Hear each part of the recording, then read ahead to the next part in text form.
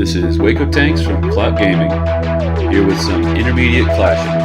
Alright, so I did the double elixir challenge, for the Chinese New Year, and I'm kind of lazy, so I wanted to do a deck that I was familiar with.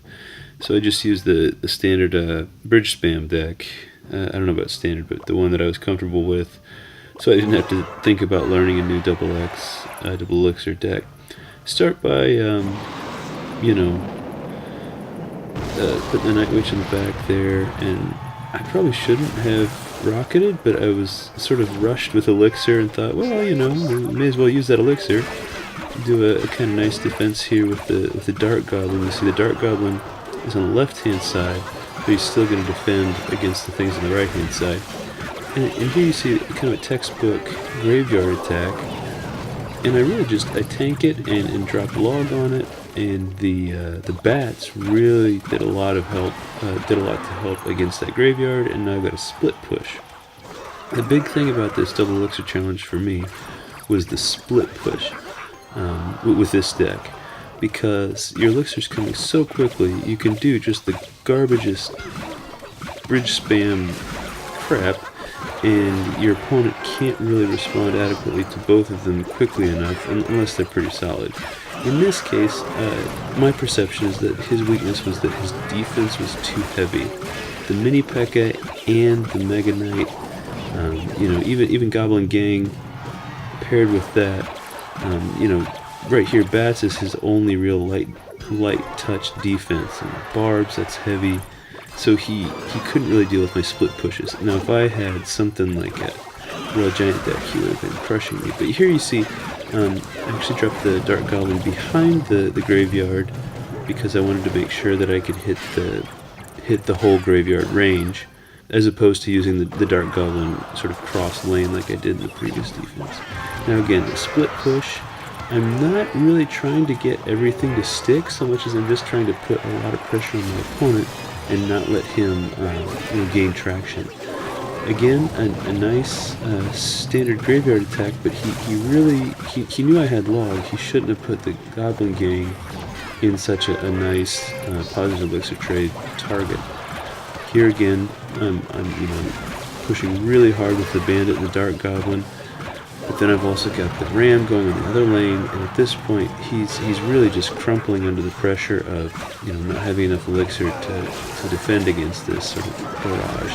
Again, this is not the classiest match, but I think it exemplifies sort of the strength of the bridge spam deck. And I know it's been nerfed pretty hard, especially with the Battle Ram nerf. But it's just a fun deck to play. I feel like you can just sort of tap the screen and tap your way to victory, almost like one of those incremental games. So that was the first match where it was kind of a bowling over the opponent. The next match I want to show, I thought it was a really interesting deck. That's the main reason I'm showing this match. I also had to fight a little bit harder, but I really like going up against Cannon Cart because I don't know what to do with it. And you see that I get spooked when I see the Cannon Cart, and I respond kind of the same way I did with that last one, where I just unfortunately floated a little elixir. I see Cannon Cart and I just like drop a rocket on it. I don't know if that's the most mature way to deal with things, but since I had my Ice Golem there to tank, the Dark Goblin could get rid of the cannon, and I dropped the Ram. I used the Ice Golem to kite the P.E.K.K.A., and the Dark Goblin's going to take care of that P.E.K.K.A. and everything else coming on the right-hand side, and I'm a little concerned about the left-hand side. Luckily, the Night Witch and the Log take care of that push, and I've still got something going on the left-hand side. Now again, you see, I'm not really trying to do a bunch of damage on either side so much as I'm trying to make sure that my opponent can't build up a lot of a big push on any one side. Now here I wanted the Ice Golem to pull the P.E.K.K.A. over, and I dropped that Battle Ram a little too early. Otherwise the P.E.K.K.A. would have been on the left-hand side, and I could have dealt with everything separately. Now you're going to see that, he got a little bit of traction on the right-hand side, but he ended up not getting too far with it. He got the cart lined up with his P.E.K.K.A., but it just didn't go anywhere. You're gonna see that he gets to build up kind of a big push on the right hand side, and he's gonna get a little bit of damage in. Now I can zap his bats, but right here you see his bandit comes in, his cannon cart gets in range, and I was too slow with my dart goblin. Now had I got my dart goblin down sooner, maybe it would have just died, I don't know, but still, he got a fair amount of damage in there. And luckily, the ram is too fast for the P.E.K.K.A.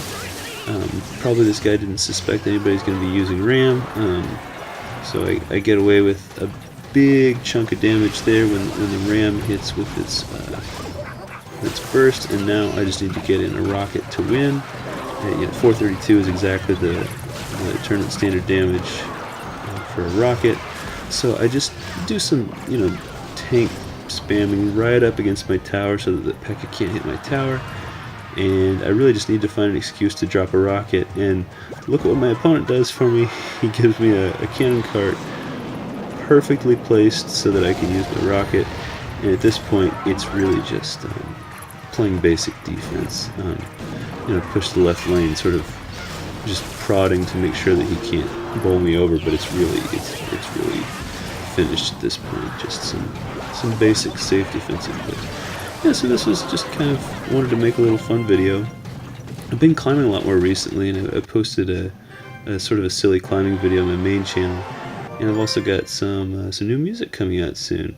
So if you care, you can find that stuff. Oh, hey, let's see what I donate. Yeah, I'm in Champions for a while.